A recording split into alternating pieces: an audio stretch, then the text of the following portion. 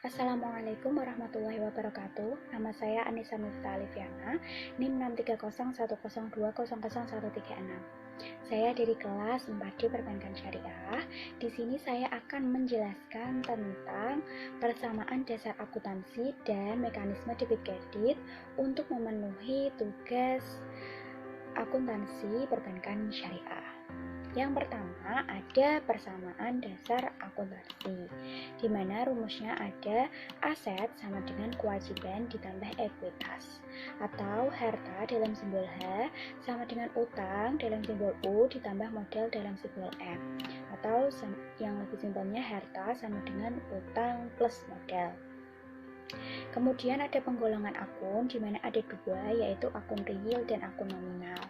Akun real berisi harta, utang, dan modal, sedangkan akun nominal berisi pendapatan dan beban atau biaya.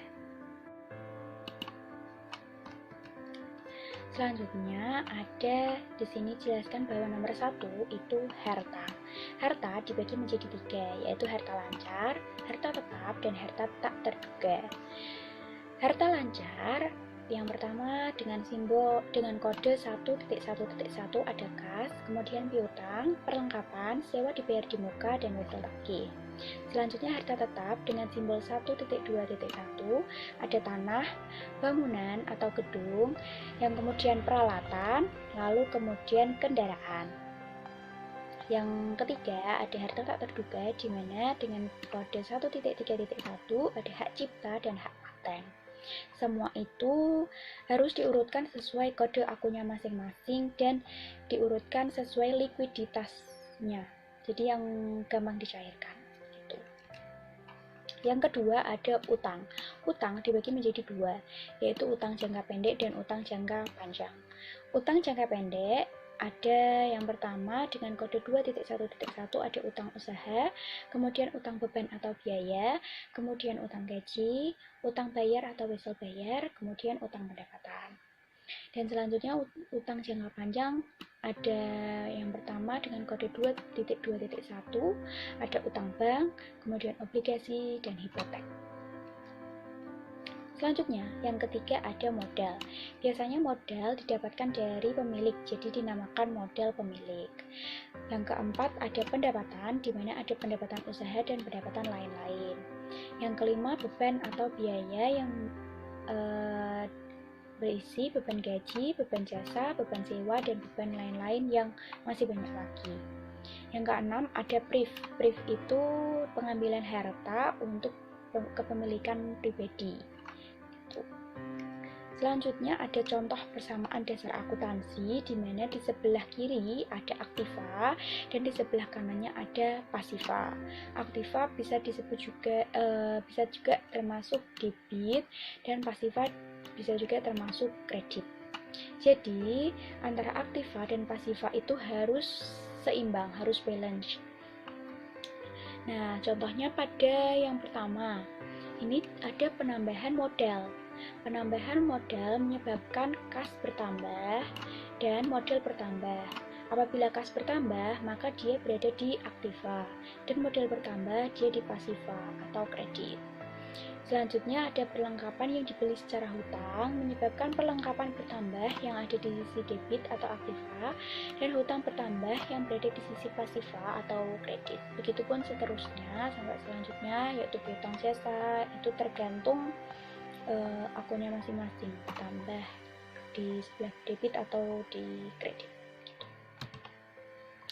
Nah, untuk lebih jelasnya yang tadi itu ada mekanisme debit kredit, di mana yang pertama itu ada harta yang apabila dia bertambah dia di sisi debit, dan apabila dia berkurang dia di sisi kredit.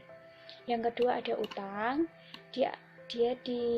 apabila dia berkurang dia di sisi debit, dan apabila dia bertambah dia di sisi kredit. Utang ini kebalikan dari harta yang tadi. Nah, yang ketiga itu modal, ini sama seperti utang, di mana dia apabila dia berkurang di debit dan dia bertambah di kredit. Selanjutnya pendapatan yang masih sama seperti utang dan modal, di mana dia berkurang di debit dan dia bertambah di kredit. Selanjutnya ada beban atau biaya yang sama seperti harta, di mana apabila dia bertambah dia di sisi debit dan dia berkurang di sisi kredit. Selanjutnya ada priv.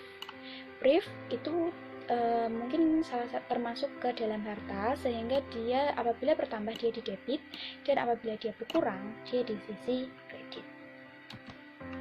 Nah, selanjutnya itu ada siklus akuntansi perusahaan jasa, di mana yang pertama itu ada dokumen transaksi, yaitu pencatatan semua transaksi-transaksi yang terjadi pada periode tertentu dalam perusahaan tersebut. Nah, selanjutnya itu nanti kita catat di jurnal umum, lalu kita posting ke buku besar, lalu kita rekap di neraca saldo, lalu kita sesuaikan di jurnal penyesuaian, lalu kita catat di kertas kerja, dan kemudian kita bikin laporan keuangan yang berisi laporan laba rugi, laporan perubahan modal, dan juga neraca. Untuk selanjutnya kita tutup di jurnal penutup dan kita balik di jurnal pembalik untuk mengenalkan akun-akun yang ada. Nah, yang pertama saya akan menjelaskan tentang jurnal umum, di mana jurnal umum adalah jurnal yang digunakan untuk mencatat semua bukti data transaksi keuangan yang ada dari semua transaksi keuangan pada suatu bisnis dalam periode tertentu. Nah, ini ada contoh jurnal umum, di mana tabel jurnal umum yang di sisi kiri, paling kiri itu ada tanggal, kemudian keterangan, kemudian ref, kemudian debit, lalu kemudian kredit. Di mana contohnya yang pertama pada tanggal 5 Januari 2018 ada penambahan modal, di mana menyebabkan kasnya bertambah di sisi debit dan modal bertambah maka di sisi kredit.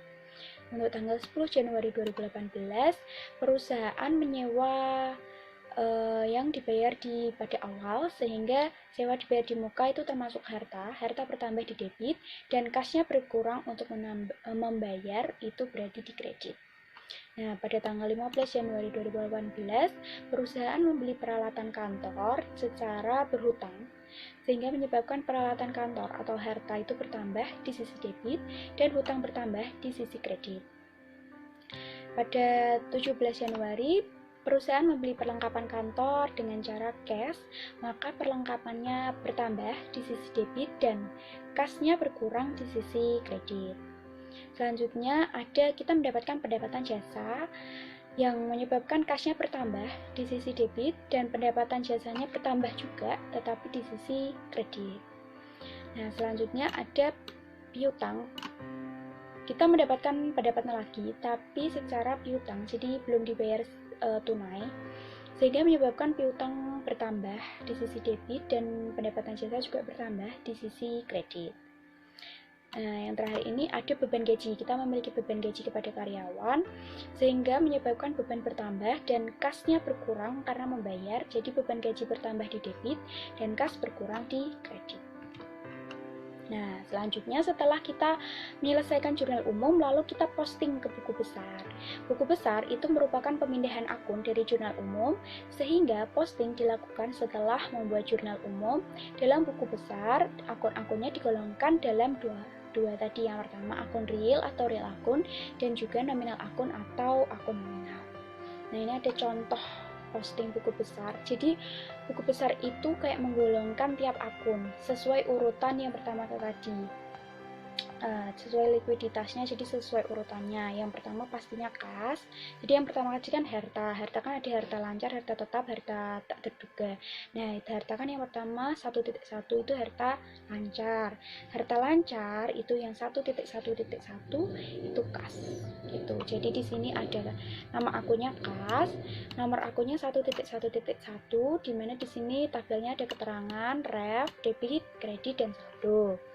Nah, jadi semua yang kayak ada kasnya di jurnal umum dimasukkan ke kolom kasnya. Jadi contohnya seperti kayak tadi ada penambahan modal, berarti saldo awal itu nanti dia di debit atau di kredit, nanti dia baru masuk ke saldo. Yang kedua ini kan kayak ini penerimaan piutang, maka dia ada di sisi debit kasnya. Nah, saldonya 10 juta, kalau di debit berarti dia menambah. Apabila di kredit, dia mengurangi saldo. Jadi, apabila dia di debit, dia menambah saldo. Apabila di kredit, dia mengurangi saldo. Nah, ini jadinya saldonya menjadi bertambah jadi 20 juta. Nah, selanjutnya kan pembayaran gaji, dia dikredit, maka dia mengurangi saldo. Begitupun seterusnya sampai akun-akun yang lainnya sampai selesai secara urut sesuai kode akunnya masing-masing. Ini juga seperti piutang, gitu piutangnya di debit atau di kredit nanti menambah saldo atau mengurangi saldo. Gitu. Nanti tinggal kayak hasil total dari tiap akun, jadi kayak kas ini nanti totalnya setelah dijumlah dan dikurangi itu berapa, piutang berapa, persediaan berapa, dan lain sebagainya sampai akhir, sampai selesai secara runtut. Jadi sesuai dari jurnal umumnya, akun-akunnya apa aja diurutkan, dibikin satu persatu. Nah, selanjutnya ada neraca saldo. Kita rekap dari yang posting buku besar ke neraca saldo ini, di mana neraca saldo adalah suatu daftar yang berisi seluruh jenis nama akun beserta saldo total dari setiap akun yang disusun secara sistematis sesuai dengan kode akun yang bersumber dari buku besar perusahaan pada periode tertentu. Jadi neraca saldo itu rekapan dari semua buku besar. Jadi saldo-saldo akhirnya dari buku besar tiap akun itu direkap di neraca saldo. Jadi ada nomor akun, nama akun, debit, dan kredit di neraca saldo tabelnya itu. Jadi nanti sama maka saldo akhirnya 2 juta di debit, piutang dagang saldo akhirnya di debit, persediaan barang dagang di debit, begitupun seterusnya. Ini contohnya sampai akhir yang sesuai di buku besar ada apa aja. Mungkin itu yang bisa saya jelaskan, sedikit yang bisa saya jelaskan. Kurang lebihnya saya mohon maaf apabila salah kata, salah dalam penjelasan, saya mohon maaf. Terima kasih atas perhatiannya, terima kasih atas semuanya. Wassalamualaikum warahmatullahi wabarakatuh.